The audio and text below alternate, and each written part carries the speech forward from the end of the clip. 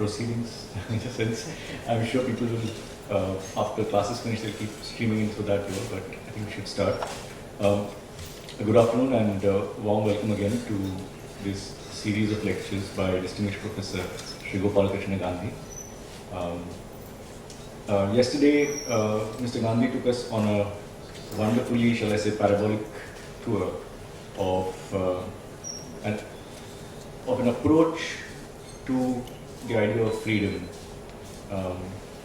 never really reaching there in a sense, never really reaching there, but all the time also not shying away from venturing towards freedom.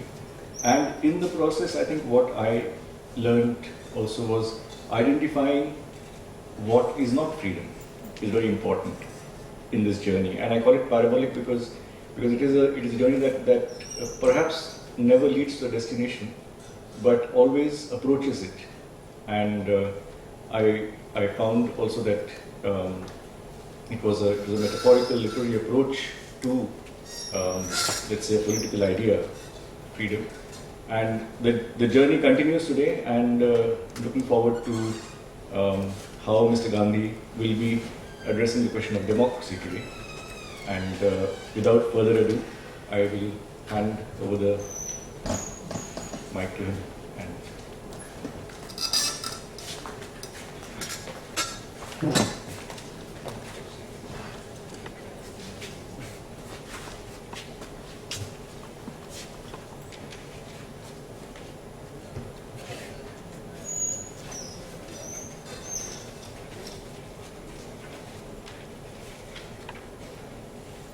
Thank you very much, Professor Gandhi. What I valued yesterday in our conversation was the chance to respond to some of the questions. Both the questions that were raised in this room, and also 2 or 3 questions that came to be raised after we had formally dispersed from here. It invariably happens that some people are about to ask the question when the bell is rung, or they somehow feel more comfortable asking the question one-to-one. And there were 3 such questions that came to be posed to me, and I would like to share them with you today because they were meant to be shared. One was a very important question. Said, you have spoken about freedom in relative terms. Freedom in the absence of fear, freedom in certain contexts. But are you thinking of freedom in its absoluteness? Freedom as an untrammeled reality which has no boundaries, where you actually arrive, to use a phrase of Professor Brahme's introductory comments, where you arrived. And if there is such an absolute freedom, does it exist anywhere? This was the question. I thought it was a very important question. And I would like to answer today. I do not think there has ever been a time, or there is today any example, or there ever will be, of complete and total freedom. The freedom which I described yesterday in the combined collective statuary of Vigeland's Oslo or Vigeland Park, that is a freedom which can only be aspirational. I do not think it will ever be reached. This is not to say that the human mind or the human will are incapable of reaching a grand destination like that. But because imperfection is built into the formation of any art, including the art of living. And I think therefore there is no ever possibility of reaching an absolute ideal standard of freedom. But there are approaches to it which reach, which nudge, which almost touch, perhaps the feather touch, that kind of condition. And I think today there's any society which can be said to practice, even unself-consciously, such a freedom. It is, I think, the group of Nordic countries, particularly in the Nordic countries, which are 5, as you know, the 3 Scandinavian countries. And since I have stumbled into working in Norway, I would like to once again refer to Norway. Now, a little while ago, a comment was made to me, which is again germane to this. There is in the creation of Norway's art, something which is at the heart of both freedom and democracy. One is a painting, of which I'm sure many of you are very, very familiar. It's titled The Scream. It is Munch's famous painting, The Scream. Now, at first glance, it's hard to even say whether it's a man or a woman that's screaming. This person with human form is screaming with the sea or the riverfront behind him or her. And it's just that. It is an inaudible scream. There are 6 versions of that painting, incidentally. Munch had made 6 of them. And Munch has had also the reputation of almost all the 6 of them have been stolen, found again, put back in the museum. So effective it is. And then in the Vigeland Park itself, among the great statues of freedom, there is the most popular one, the most photographed, and inevitably the most photographed by Japanese tourists, is this sculpture of a little child screaming.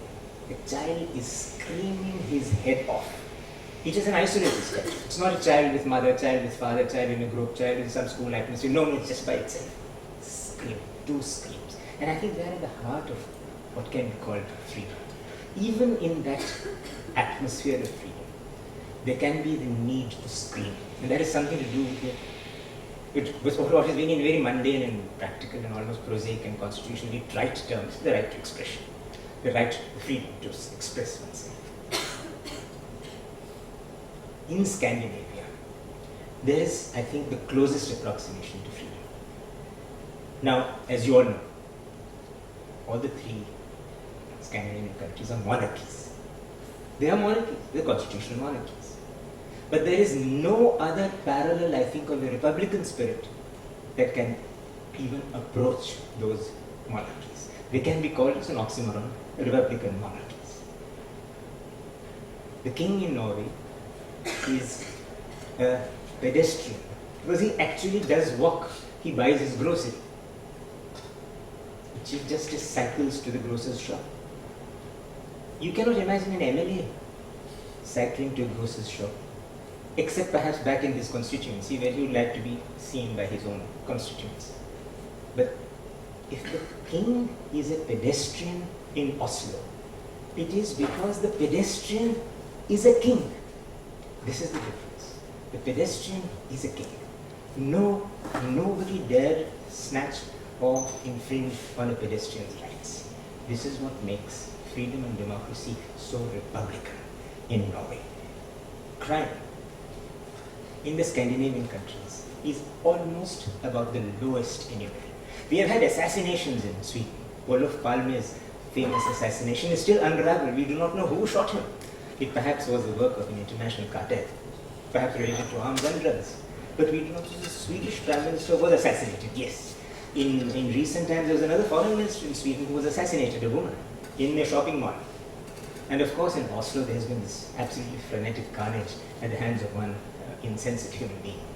But by and large, crime as such does not exist, as we know it. Extremely unlikely that there would be a Nirbhaya in either of these 3 countries, any of these 3 countries, or in fact, even in Finland and Iceland. Why is that? I think it is because these countries have the kernel of freedom and of democracy, which is the absence of active bullies.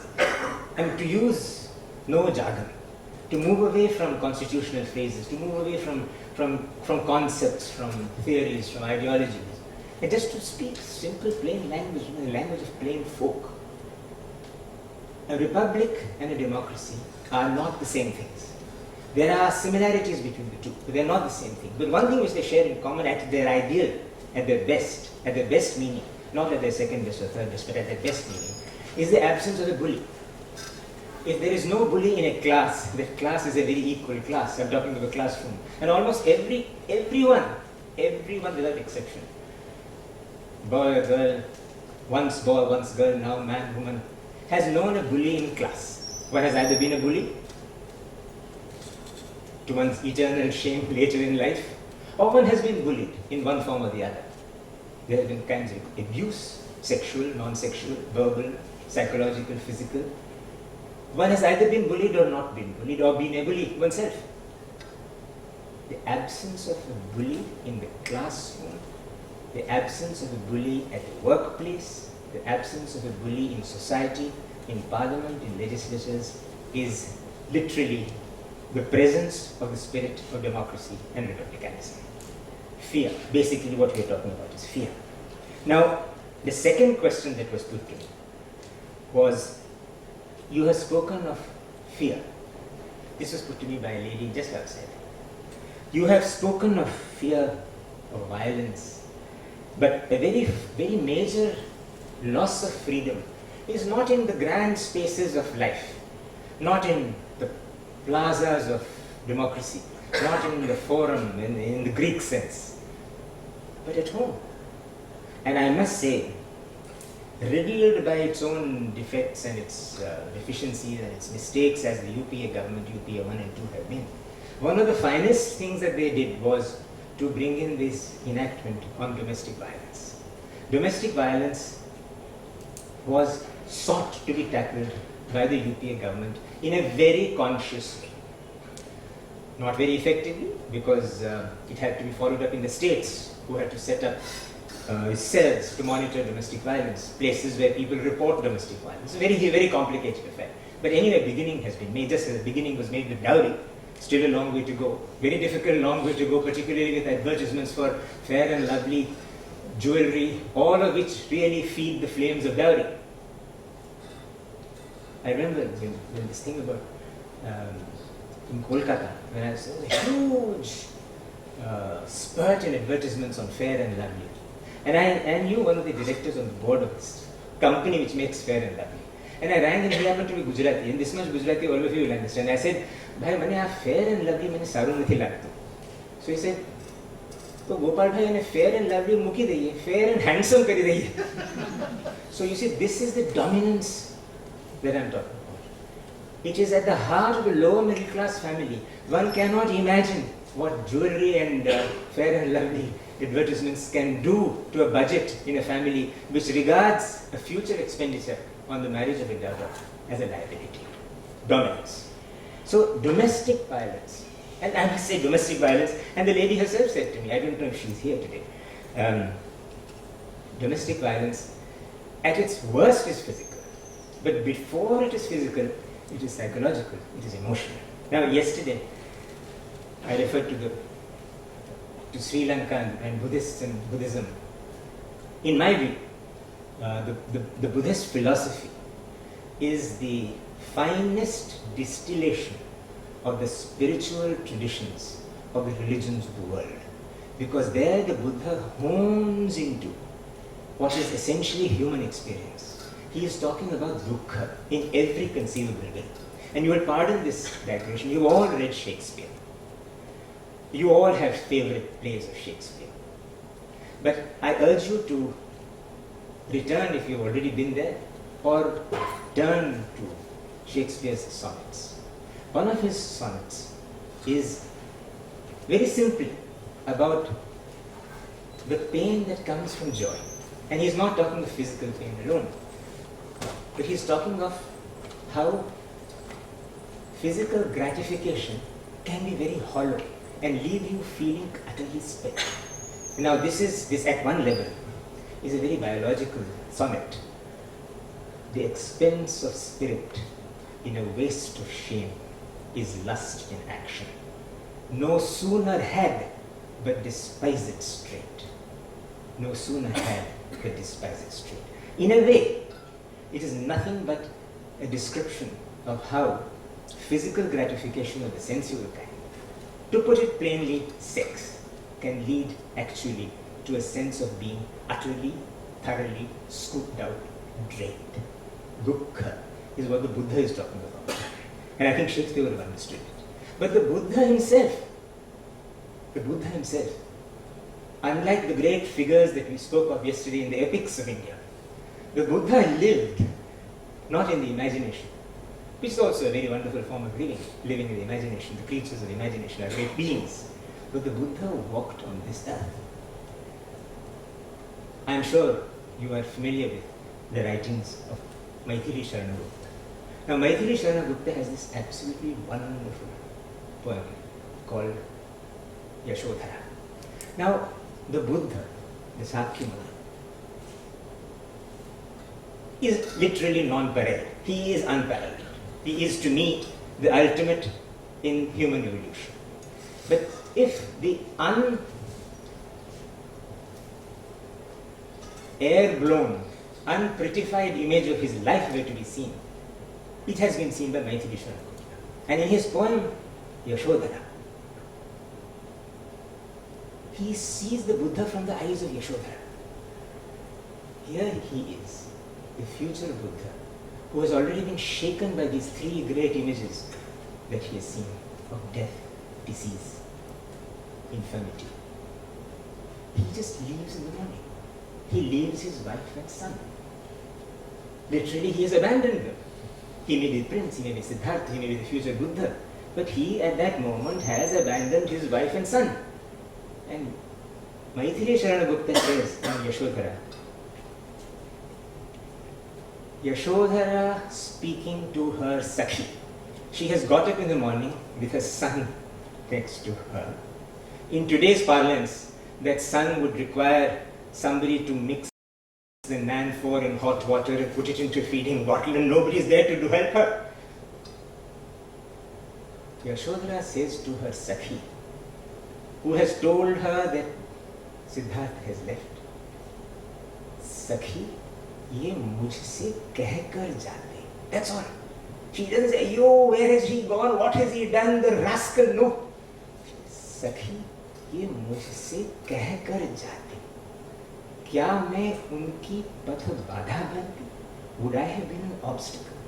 Now he is the man who is removing the obstacles of the world. He is the great eliminator of dukkha, the giver and bestower of freedom, realization.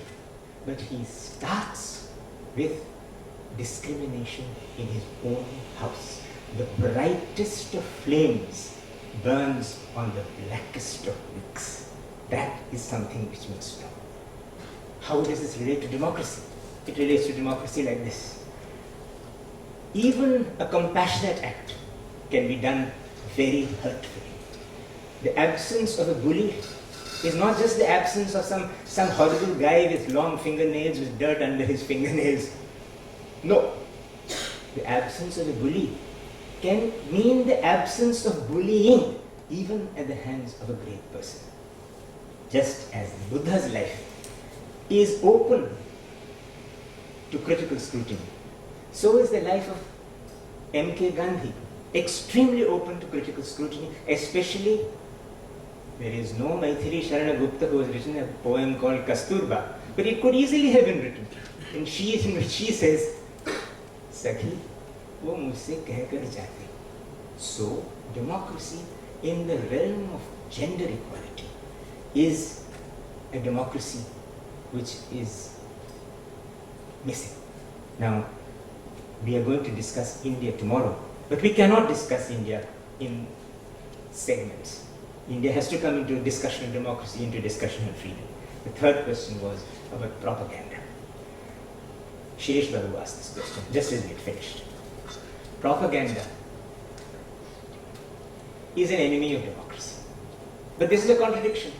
How can you have an electoral democracy without somebody talking about politics, without somebody talking about parties, without my saying, if I'm a candidate, vote for me, I'm such a good guy, he's such a bad guy. Propaganda has to be in the discourse of democracy. But where does propaganda begin to cease to be an instrument of democracy and actually begun to become cannibalistic, devouring democracy? So this is where we stand. The ability to be able to scream, the ability to be able to ask even your heroes, why are you doing it this way? And also the ability to see your king a fellow pedestrian and for the king to see you a fellow monarch. All these constitute democracy. We in India had a triumphalist literature in the writings of Bankim Chandra. Bankim's Vande Mataram is about the beauties of India. From the rivers to the fields, to the corn, to the crop, to the bees, to the birds, everything is there. Perfection. Now give it to Bankim. Somebody has to show us perfection. Somebody has to show us the ideal, and he has. But the same soil of Bengal had to also show us something which is beyond perfection. Just as the Buddha is perfect, but we need Maitreya Sharan to tell us about Yashodhara. And incidentally, the same Maitreya Sharan has also written in Sakya about Urmila. Rama and Sita. Rama lost Sita. Sita has went to Sita comes back. But what about the two women who were left behind in Ayodhya, in Sakya? What about Urmila? So the Urmilas of life, those whose husbands are seeking great prizes and world's acclaim, are all the victims of a political situation in which the bully is not necessarily the Rakshasa. The bully can also be the hero. The entire concept of democracy was at the heart of the Indian freedom movement, which said no taxation without representation. We have to be in the assemblies. First, we have to have assemblies. We don't want these governor generals and governors councils. It's not enough that 6 anglicized Indians and 12 Englishmen sit together and plan India's future. We need representation. So slowly representation comes. Minto-Morley Act, Montagu-Chelmsford Act, 1935 Act, 1946 elections. So we slowly started entering the field of elections, democracy, representation. We want to be our own masters. But just see, in the process, the progress of evolution, where are the Ramas and Lakshmanas, the Buddhas and the Gandhis playing their role? Where are the Yashodharas and Kasturbas playing their role? The Constituent Assembly, for which we are so proud, and really with great reason, because there has been no such body anywhere in the world. The Constituent Assembly of India was the result of an indirect election by the state assemblies, which had been formed under the 1946 elections. The Constituent Assembly was not a directly elected body. Not one person, one vote, indirect. But what a galaxy. The states, Madras, Bengal, United Provinces, smaller states, and the princely states of India, all of them sent representatives. Now, they were tasked to frame the Constitution of India. They were not elected representatives, indirectly elected. They were first Republicans and then Democrats, literally and ideologically. Literally because they were not elected. Ideologically because they were crafting a constitution for the Republic of India. What is the difference?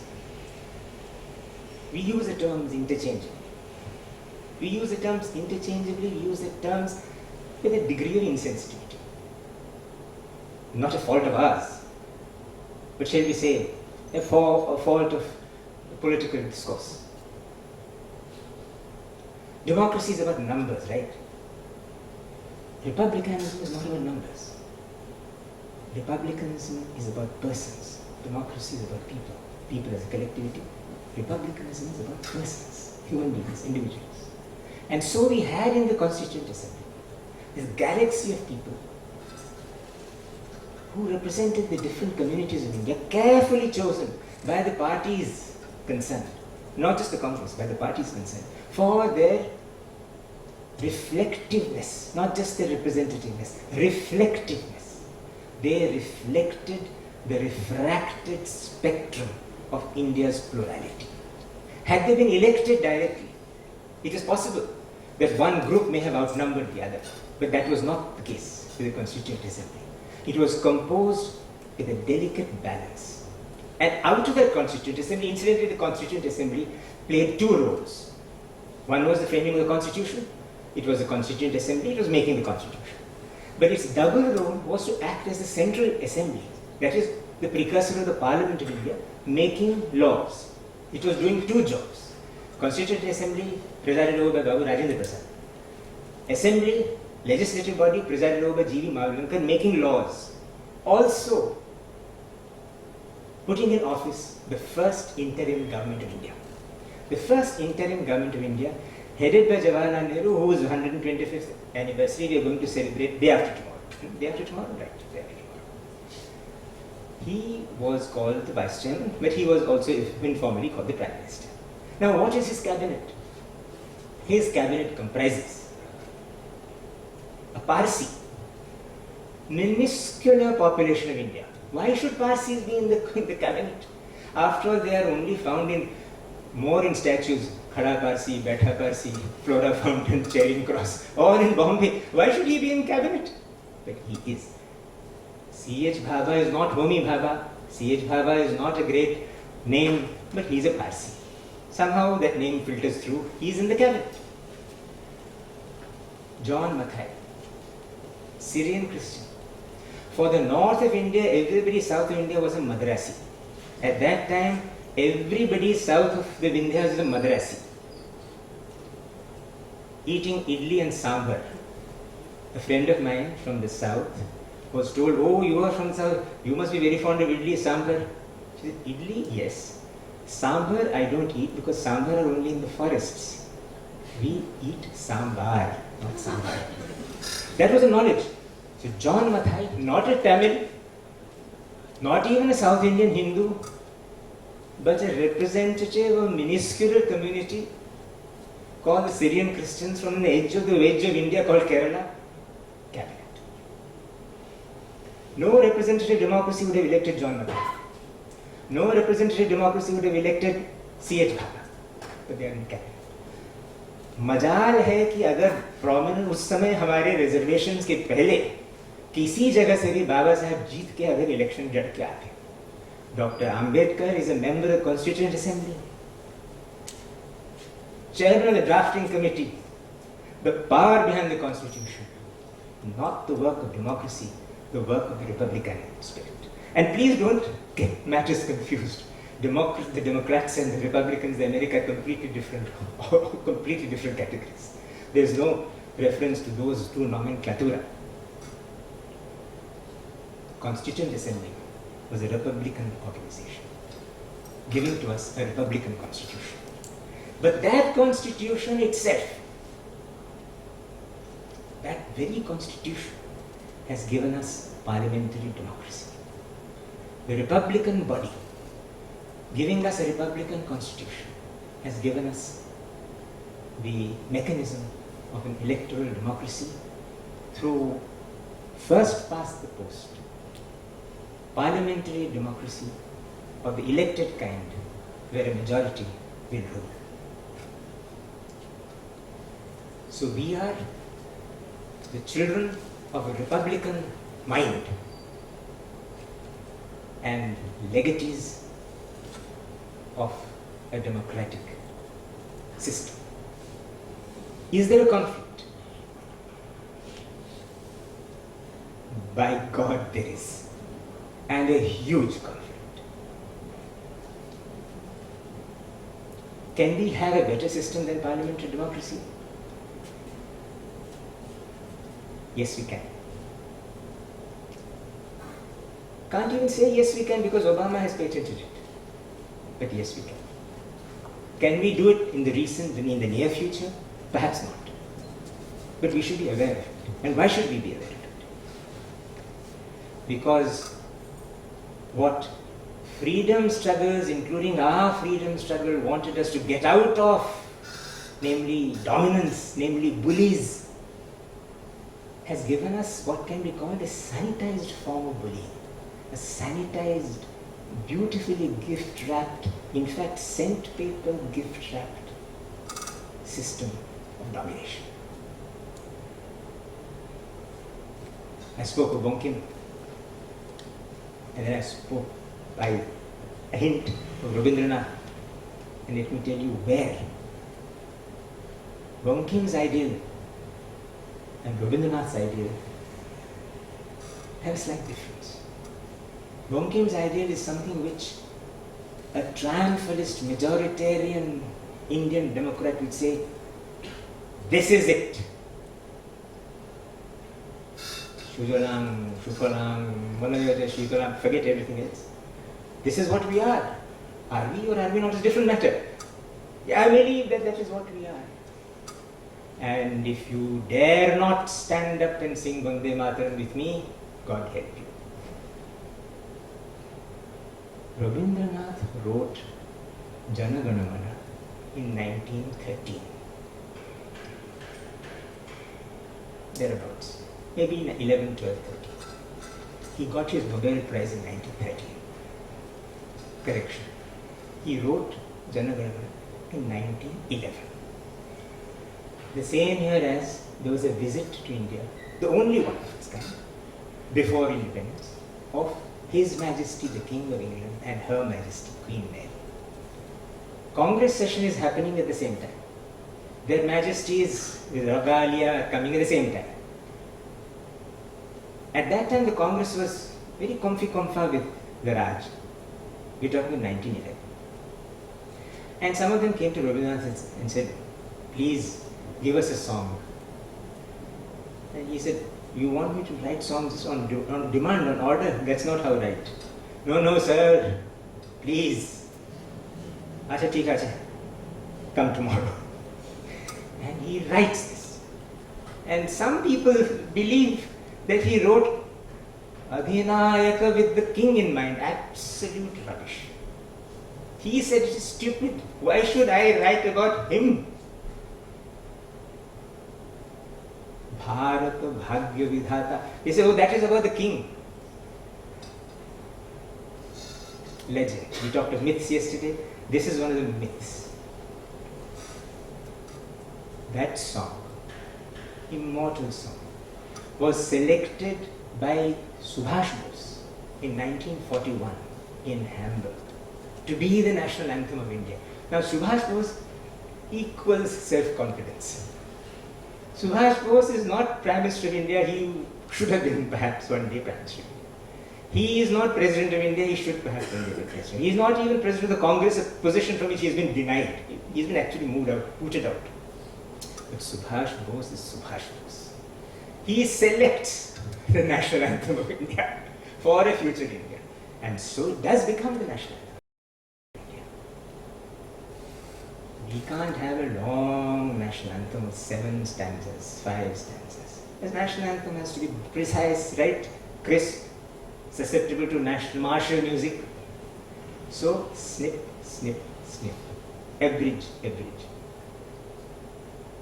If some people said, you have written this for the King Emperor, others said, you have written this for a free India, but some things have to go.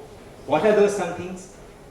This is where democracy and republicanism come in. The Republican in Rabindranath has the following in the national anthem, the future national anthem, which we do not hear because it's been not censored but edited for the reasons of brevity, not censorship. What is that? You will be surprised. Many of you probably know this. Perhaps those who are from Bengal will know this. They have probably sung it in school, or probably their parents, of course, or grandparents certainly sang it in school. Ghora Timira Ghana. This is in Jana Gana Mana, which is all about light, right? Ghora Timira Ghana Nibira Nishite. This much of Bangla everybody understands. Dark, pitch dark, impermeable dark. Ghora Timira Ghana Nibira Nishite. All dark night, like his paintings. Ghora Timira Ghana Nibira Nishite. Pidita Murchita Deshi. Pidita Murchita, everybody understands. Dushopne, nightmares. Atonke, terror. Dushopne, atonke, rokha korile onke. Protect me. Snehamoyi tumi mata. He is talking about the travails of India, the distresses of India, which are not going to find automatic expression in triumphalist India. He is actually quote unquote, reserving seats in the parliaments of a future India for Dukha, Timira, Ghora, Ghana Ghora. Drupad Singh would say Ghora, Ghora, Ghora, Ghana Ghora, Ghora. That India has to be at the heart of India. And that can only be done by Republican India, not by a democratically majoritarian India. Because the majoritarian India, the India which can elect a majority, the India which elects a majority, and the majority that gets elected, is very likely to want to see the shine in India, not the shades of India, the light of India, not the darks of India, the happiness of India, not the sorrows of India. The Republican India has to have all this in it. There need not be a contradiction between the two, but there often is, and there is in our time. We have a few minutes more, and before we open up this evening to conversations, I'd just like to round off by saying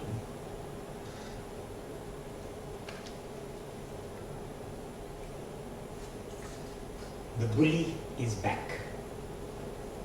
And it is back not in terms of some one person. And please do not anticipate what I'm saying. I'm not talking of individuals. I'm talking of the bully not as a person, but the bully as a mentality. The mentality of the person who is strong. And this is a different bully in every state. Every state has his or her bully. And here, there is a kind of a cynical reversal of gender discrimination. Bullyism has no gender.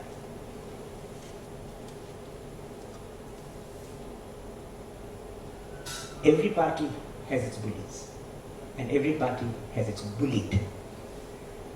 India has, in recent times, seen bullyism being worshipped as a kind of euphemism for strength, or rather the other way around, strength as a euphemism for bullyism. There is in psychology a strain among those who are physically not strong to look up to somebody who's physically, politically, emotionally, intellectually, aesthetically buff. The worship of strength as a means of restoration is different from the worship of strength as strength itself. The whole ecology of bullyism includes militarism, it includes political domination, it includes cultural aesthetic control. Since we are going to be talking about India tomorrow, and I can assure you that I'm not going to be talking about India in terms of contemporary politics, but in terms of its civilizational experiences. Let me round off by speaking of what is often called the world's greatest democracy. It is also described as the world's greatest republic, the United States. What has that United States been showing to the world as its republicanism and its democratic order? From Truman Eisenhower down to today's times, that democracy has been at loggerheads with democracy and democratic norms across the world. I am a great admirer of the United States. Its people, its variety, its freedoms, yes, including the freedom of expression. And in any case, the country which has given rise to Washington, to Franklin, to Jefferson, to Lincoln, to Martin Luther King, Noam Chomsky, to Joan Baez, has to be a great country, and it is a great country. But its foreign policy is not something which a republican or a democratic order, and I'm not talking those two parties, which a republican or democratic order can be proud of. Hiroshima was a disaster. Nagasaki was a disgrace. after the country has surrendered. You go back to that country 3 days later and bomb another city. You go down. Eisenhower's regime. Greece. Go further down. Every single government, every single administration in the United States, whether it is Vietnam under Kennedy, Cambodia, Latin America, Southern Africa, everywhere. You can have a democratic government which is brutal in its suppression of democratic and republican orders elsewhere. We can never ever afford to follow such an example. Strength, yes. Bullying, no. Ladies and gentlemen, if you have questions, I shall try to respond.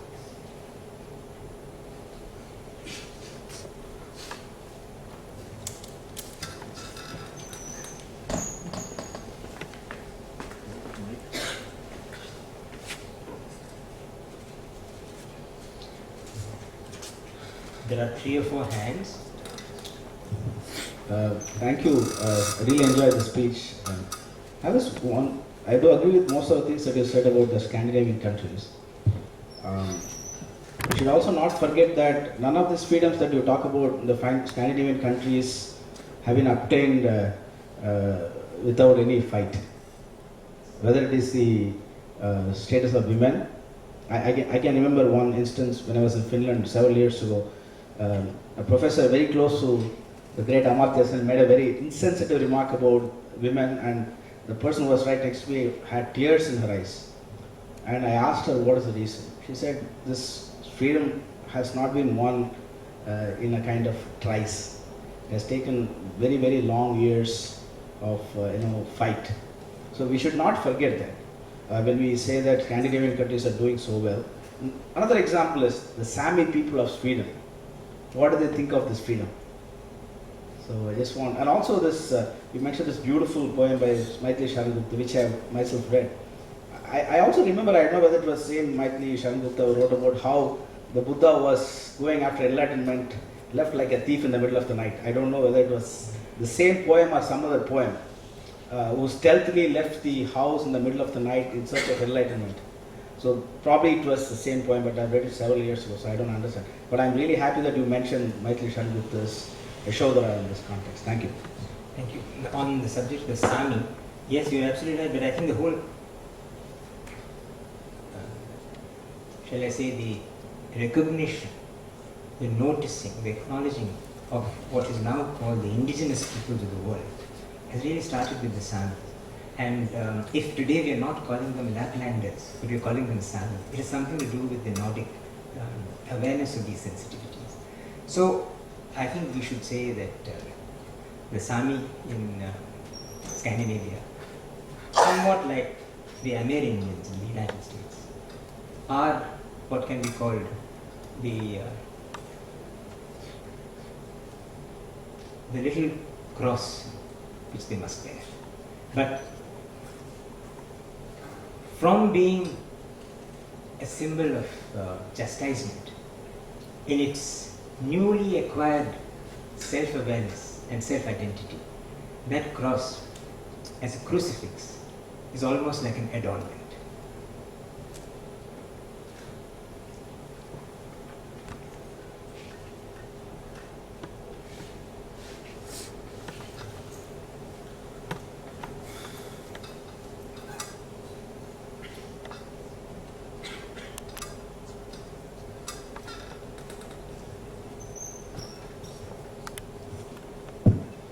Hello, Majid. I'm just at the end of your talk, it focused on the contemporary bullying or something. So my question is about when India was struggling for its freedom. So the show of strength won us the freedom from foreigners. The same spirit that we were fighting our social evils, and through the constitution we were fighting many other things. So that needed a lot of strength. So how we separate, how we define the presence of bullying and absence of bullying. In the current scenario also, what makes you to say that this has returned means because bullying is present in the essence of this majoritarian democracy, elected democracy. So what is so specific about it? The absence of bullying, I want to know, means what is the criteria for that? Thank you for that question. There is always an anti-bully in any situation. I think the first example of political bullying that we found in India after independence was in the years 75 to 77 when we were under a national emergency. And that was an extraordinary example of bullying. We were having tea in this anteroom, which has a lovely blackboard, and it reminded me of my college, which used to have a common room with a blackboard. And those days there used to be signs everywhere during the emergency. Baatein kam, kaam zyada. As if everybody was only chattering and nobody was working. That, but the implication was, or the, what is the word, the suggestion was, the insinuation was that sab baatein karte rehte hain, kaam kare karta hai. So baatein kam, kaam zyada. And a very sensitive member of the college staff just amended that slogan to say, Baatein kam, chai zyada.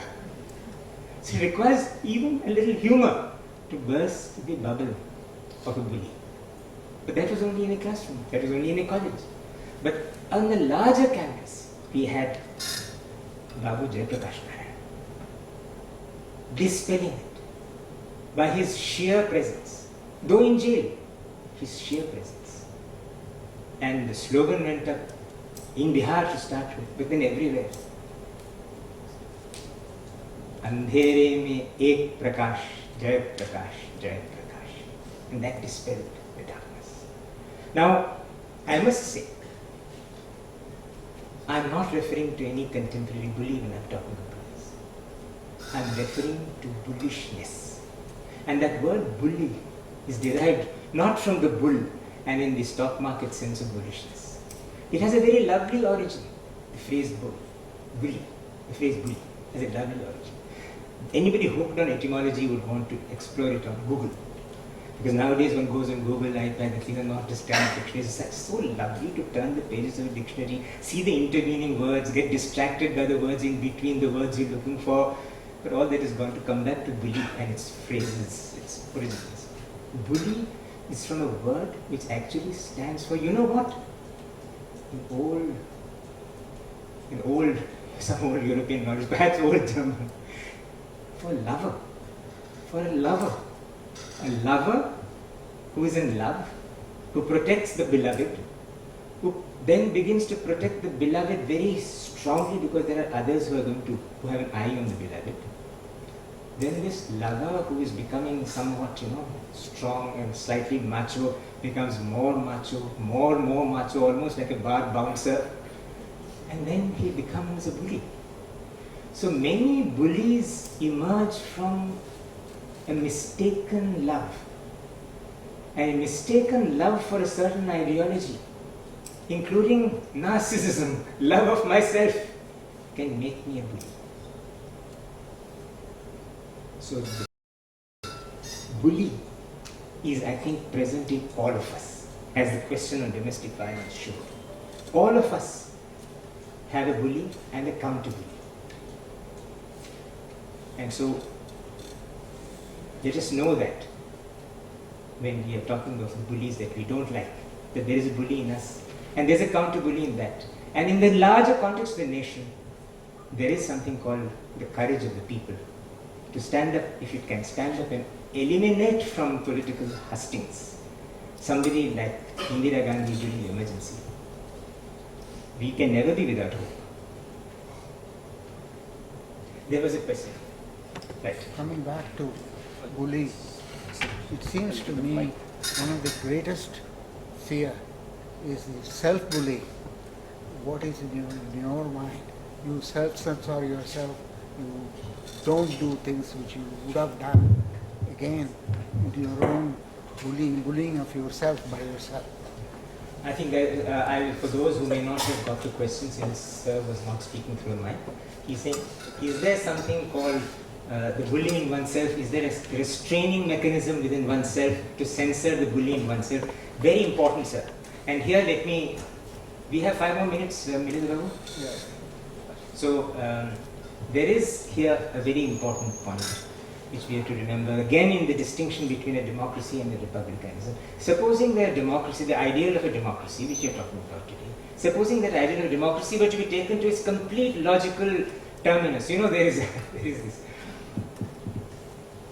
Mamata Devi, Chief Minister in Bengal, Mamata Banerjee, when she was railway minister, she not only started these new fast trains point to point, but she also named this train Duronto. No, Duronto is Duronto, the far end.